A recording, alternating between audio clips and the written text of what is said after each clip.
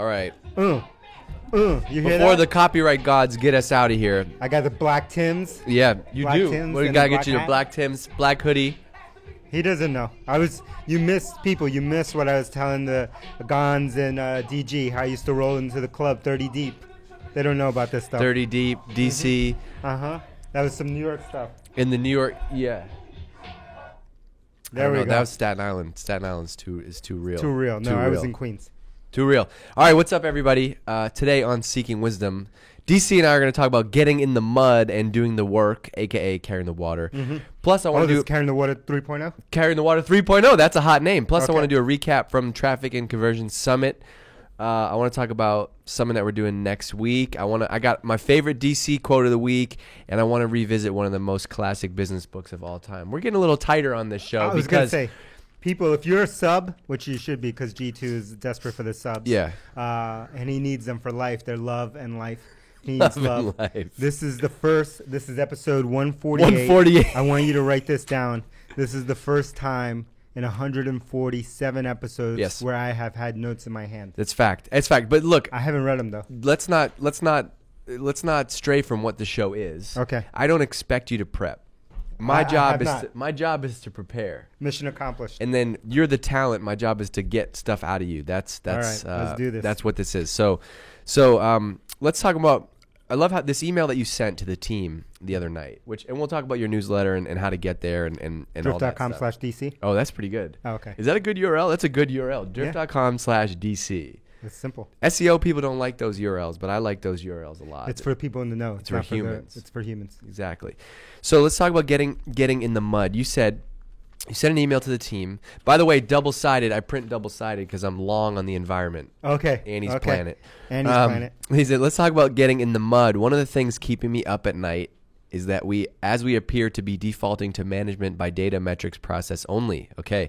I love data, but it's like driving a car using only the rear view mirror.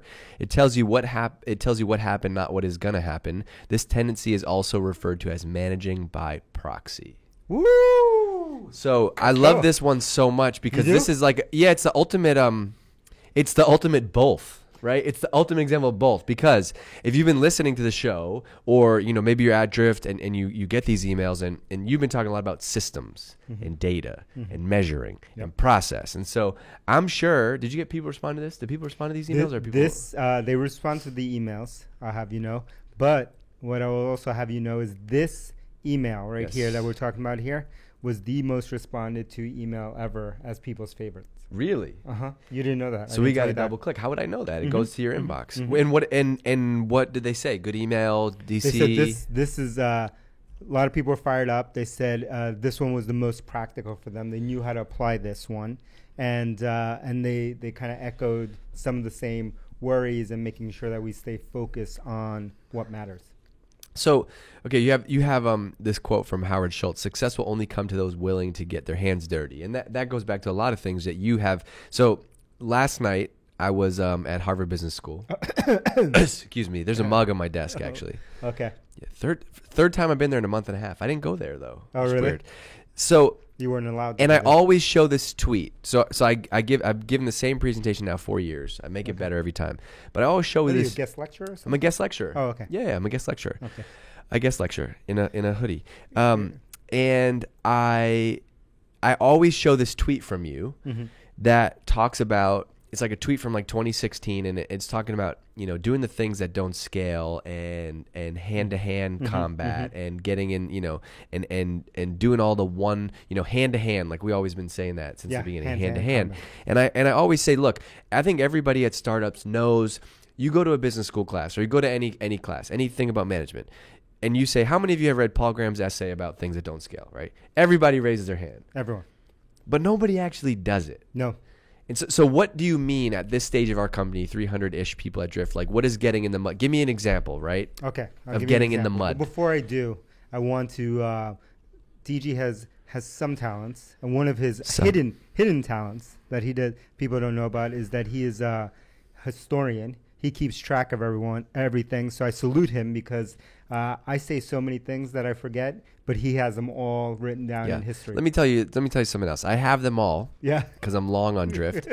But there's this little hack with DC where like if he says something and you remember it, and then you bring it up like a couple weeks later, he'll be like, "Man, that's a good idea."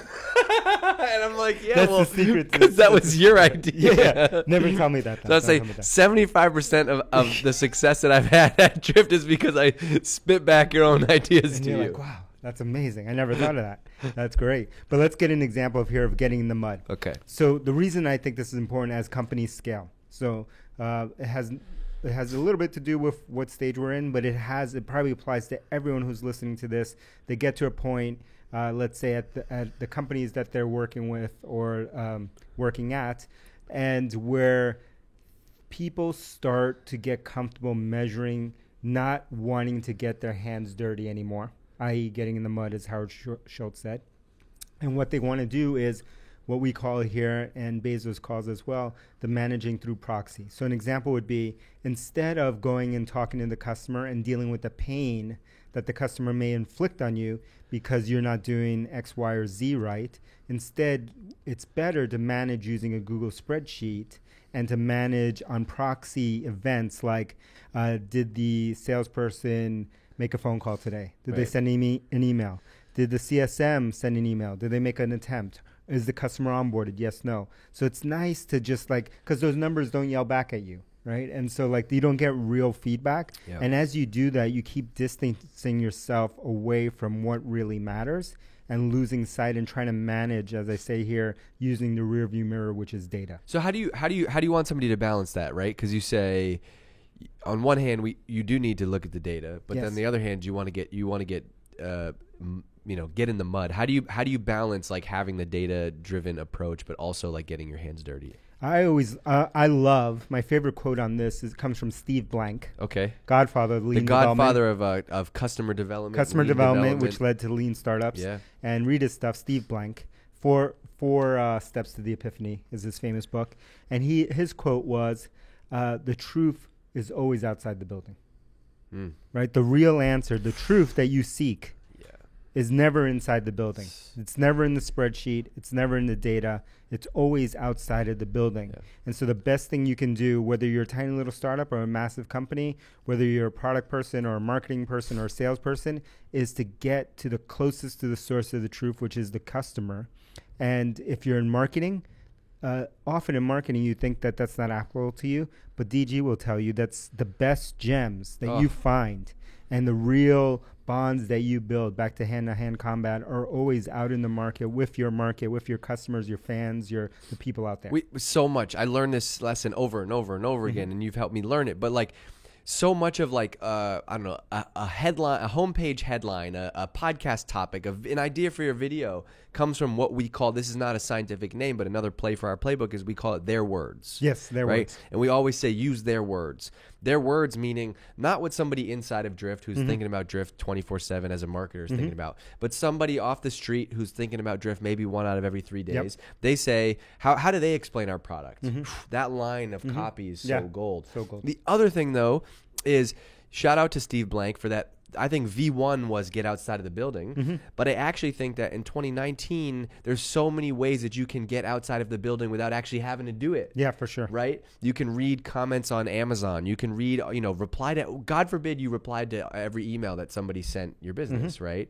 Or comments on social media or Quora or Reddit. There's all these places where you can find what people are saying about your company, your industry, without ever having to leave the building. Yeah, and that's where the ego is always the enemy, because so many people who I talk to who want to write a book, launch a podcast, sell a product, do whatever, especially if they're in consumer, you ask them a simple thing like, have you read the reviews? Have you read the feedback on other people who have done that? Let's say on Amazon, like you're an example. The answer is almost 100% of the time. I've actually never met anyone who has done it. Who have never gone out and started with a research-based approach first and say, what are people saying right now? What are they saying they hate about this black hoodie? What do they say they love about it? If I'm going to build a black hoodie, then I better go find out what people love and hate about this thing first by getting that secondhand research, and then going out and talking to customers myself and getting that firsthand research. Doesn't it give okay, so if there's an exec on your exec team here at Drift as CEO, if somebody presents to you data, but then they also have an insight based on 3 conversations they had with customers over lunch.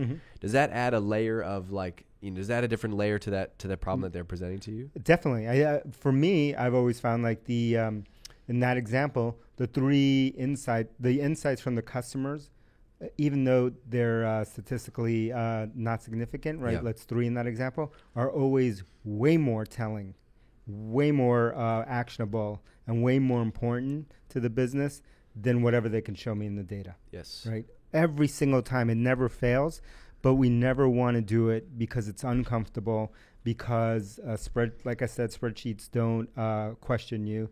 You can make up your own stories that you want based on the data that you're looking at, which is a thing I think many people discount, which they think like data is the truth, but it's not the truth. It's because I can tell you any story with any data. And we spin it, right? I've been there, been behind you. You're behind on a number. I'm going to spin this story into something. Yeah, this is what it means. Yeah, this is what it means. Yeah, and so you should read Freakonomics. You should see some of the stuff in there, and those are good examples. You can spin anything. You can go there's a lot of good stuff in here, including a lesson from DC from Jeff Bezos. Go subscribe to the newsletter, drift.com/DC to get it. But before we move on from this topic, how are you? You're doing something new, I've noticed. You're getting in the mud. You're getting back deep in the mud every Friday. Tell me about what you're doing.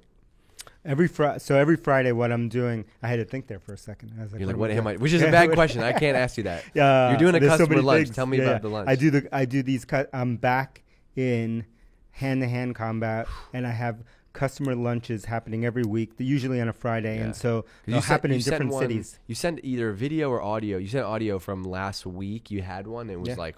It was amazing. And so from, having lunch with, in this case, 3 to 5 customers at once was more telling. I learned more in that interaction than I had looking at all the data, having all the internal conversations that I'd had for that week, maybe even that month in one conversation. So I'm doing those every week, and I'm making that part of my weekly playbook where I have to spend at least one lunch out with customers, and I'm doing that at different cities as I travel. And how much? What did you learn? You don't have to share specifically, but did you learn something that like we were talking about internally that then you talk to customers outside and validate it without data? I learned some of that for sure, but more so I learned for what was really happening from the customer's viewpoint. That doesn't show up. And that we couldn't explain just by simply looking at the data. So there were some questions that we had internally in different groups that we were unsure what to make of the data, and we had tried different approaches at trying to fix it, trying to correct what we were seeing in the data, and we didn't see any impact on that. But by having even one lunch with 3 customers, I knew what the root cause was, in their words. So good. Okay, so here's what I want you to do. I want you to tweet at DCancel, okay? Tweet at DC and tell him how you got in the mud this week, okay? Hashtag get in the mud. Let's see. I want to know how you've done something that doesn't scale, how you've gotten outside of the building, how you've gotten back in the mud. What else did I want to talk to you about? Okay, we had a little travel last week. Oh, yeah. DG's traveling like crazy. Oh, I'm dead. I'm dead. Next week. So I was in San Diego last week. Yep. Lovely place. I stayed in a company-friendly hotel. Okay. We're going to have to change that policy. It was like, it was tough. It was tough? It was tough. It was tough to be away. You always say like, oh, isn't it nice? You don't have to wake up early, have a kid. I'm like, not in this hotel. In a different hotel, yeah. In a different hotel. So where I stay is okay? Yeah, where you stay is fine. I texted Jim. I said, you better change this travel policy. And G's been in some of those hotels with me. Oh, yeah. So I was in San Diego. Did you have to sleep in the bathtub? I didn't sleep in the bathtub, but so then it was this old hotel. Back in the day, the neighborhoods, when you would live in a crime-ridden neighborhood, like South Central or New York, you knew you're in a bad neighborhood where people would sleep in the bathtub because that would deflect the bullets in case the bullets came in. So you didn't have to sleep in the bathtub. It wasn't that bad, no. And there was like a smoothie place next door. Oh, it was totally fine. Smoothie? The hotel was like, it was like a shared room. Like you walk into this like entrance and whoever I was staying next to was like in and out all night. It was just a disaster. Anyway, went to Traffic and Conversion Summit. Shout out to our friends at Digital Marketer. What would I have done in that situation? I would have left. You would have. I've been in this situation with you. You pull out your phone. You go to Hotel Tonight. You find a better hotel and you go there. I was like, I'm hungry. I'm tired. Okay. I'm not paying for this. I want to go to sleep. So San Diego was amazing. I did something new, which was try to sell books on stage for the first time. How did that go? It was amazing. It was amazing. And I learned so much. There's so many things that I got to make better. Yep. but I tried to actually sell something at the end of the presentation. The response was awesome. It was really cool to just like get that feedback directly. But the lesson I learned as a marketer, which is like, I think so many times as marketing people, we love to talk about, like, the goal of marketing is to help the sales team sell sometimes, right? Yep. But I think marketers don't often sell. And so I had to feel the pressure of like, I'm going to get out there, I'm going to make this offer, and then, holy shit, nothing's going to happen. So if I can't sell it, how is our sales team going to sell it? Not going to happen. So we did that. That was a lot of fun. And then I'm going back to San Diego Sunday night. We got to go. We're going to go see our friends at Outreach. Gon's going to be there doing a bunch of videos. Beautiful San Diego, lovely Mexican food. Yeah. Good weather. And Look outside. San Diego sounds good to me. So if you're going to be at Outreach Unleash, hit me up. Okay. We're doing something different. DC is in my head about do fun things at events, right? Do not do a badge scanner booth. Make sure, if you happen to be in San Diego for this event, make sure, I will only say this, bring a camera. Bring a camera. When you see DG, there's going to be some interesting stuff. Bring a camera. We can talk about it. We're doing 2 workouts. We're doing a workout each morning of the event. Yeah. It's going to be amazing. And then from there, we're going to Demand-Based ABM Summit in San Francisco. Sure. But we have some other plays going on in We San Diego. Okay. Don't tell them about that picture. Don't tell them about that. Oh my God, I almost forgot. Oh, you almost forgot. I want to talk about it so bad. I won't. Hold on. All right. I want to tell you about. So see my homies. They're going to be in San Diego and San Francisco. Yeah. But I want to talk to you about something that I see right here. What? Sometimes I worry, and I often say, I think we give too much. There's too much giving happening on this for this show. Okay. And here's an example. Yes. Maggie. Yes. The Truth Crowley. Maggie has the best podcast. Yeah, she has the best podcast on the network. We're renaming the Seeking Wisdom Network to the Hypergrowth Podcast Network. Seeking Wisdom is just one show. So on the Hypergrowth Network, she has the best show. And let me give you a little example here. Episode 17, she had a conversation with Kathy Pearl from Google. You may have heard of Google. Yes. On conversation design. Episode 18, she had one of my favorite episodes on measuring product market fit. So especially relevant to people who have startups or thinking about starting a startup, with my homie, the founder and CEO of Superhuman, Raul. He also started, what was his last company? Reportive. I was an investor in both. I'm sorry, Raul, I forgot the name. DC's got your back. Great product. And then lastly, episode 19, amazing response. I saw the most tweets about this episode. This episode had the most. And it was with our homie Matt Kaplan, who used to run product at Log Me In. Cool. And now he runs product at Acquia. And he did the whole thing on how product managers could use storytelling. What did you think of that one? I didn't listen to it. Oh, boy. I haven't listened to it. Okay. I saw the tweets. Yeah, it's amazing. Maggie's awesome at what she does. And I'm pumped about growing the network. The epiphany was, this is not the Seeking Wisdom Podcast Network. It is the Hypergrowth Podcast Network. Yep. Because it goes beyond the show, into events, into everything we do. I know you don't read my notes, so I'm not going to let you gloss over this before. We got about 5 minutes left. I caught you rereading Crossing the Chasm. Oh, that's too much to tell. Can you talk about that? So I'm back to reread the greats. I actually don't care. I don't care which book you're rereading. I want to talk about, like, I catch you rereading books all the time, and I think it's super interesting. So you don't have to talk about why you're rereading the book, but talk about that habit and how it works. I often go back to, and this is one of the reading hacks, tricks, whatever you want to call it, or habits. Let's call it a habit because that's better. Habits that I lean into, which is to go revisit the greats. So the books that I've had been super meaningful. And by the way, I have a new podcast coming out. Yes. First guest is my homie Corey Thomas. What did he say? Both and? Yeah. Oy. So he's the CEO of Rapid7, public company. And one of the questions that I'm asking all of my guests is this question: which book have you reread the most? Ooh, good one. Right? And so back to this topic. And he gave me a great answer. But what's interesting is you have to go back to the books that have had the most meaning to you and have stood the test of time, because as you switch your context, as you grow, as you hit new situations, as you're in new areas in your life, you're going to pull different lessons out of those books. And so I'm revisiting for probably the 6th time Crossing the Chasm. Love it. If you haven't read that, that's MBA 101 right there. and Virtual MBA 101. And it's about basically the stages that all products go through in the adoption curve on the market, of going from people who are like early adopters all the way to the late majority. And I'm pulling an entirely new set of lessons out of here, given the stage that I'm in right now and that we're in together at Drift. I love that lesson, because this is actually why I've shifted back probably in the last year to buy only physical books. Mm-hmm. If it's the classics, if it's a classic business book like that, I only buy physical books. I just caught myself, literally, I did this lesson last week. One of the great books you put me on last year or 2 years ago was Jim Rohn, 7 Strategies for Wealth and Happiness. Jeez. I was feeling like I was drowning in my schedule and I had too many things to do. And That's the book to pick up. He has a great section about time management. And so for the last 2 weeks, I don't know if you know this, but your boy has been on fire. On fire. And what I've been doing is I've literally, in this notebook that I have, which Annie now decorated, looks nice. Yeah, it looks nice. The night before, I literally write down the time of the day that I'm going to get those things done. And so now I can basically that explains it. Everybody here, attention. Yeah. Attention. Everyone needs to get a copy of this book. No, because the homie over here, the young nephew, I don't give him compliments much. That's fine. You know, it's fine. He's been on fire last 2 weeks. I thought you were taking performance enhancing drugs. I am taking I'm taking Athletic Greens. Oh, okay, that maybe must be you heard of it. Yeah.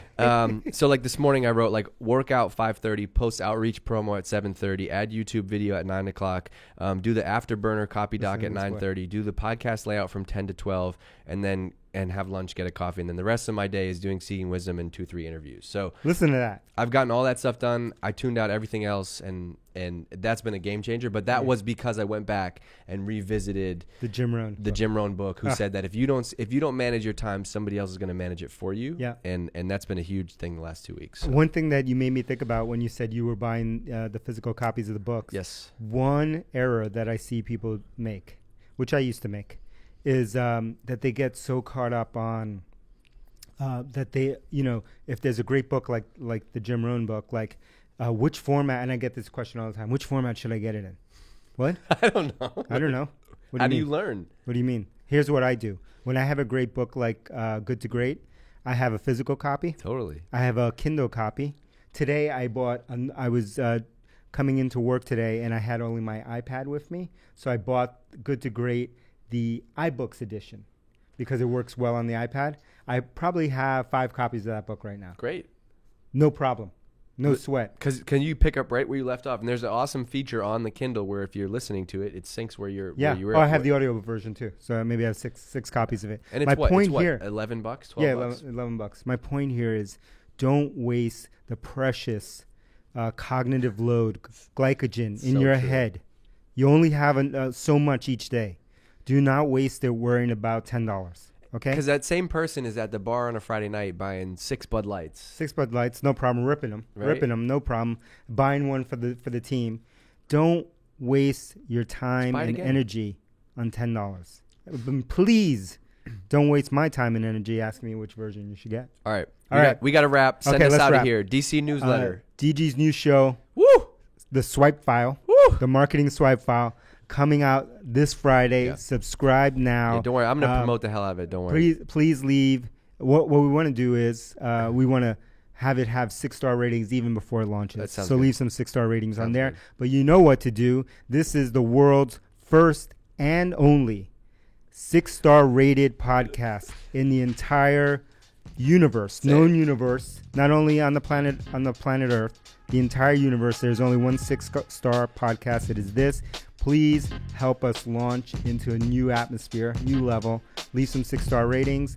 iTunes is about to get hip to this, so let's lean into this. See ya. See ya.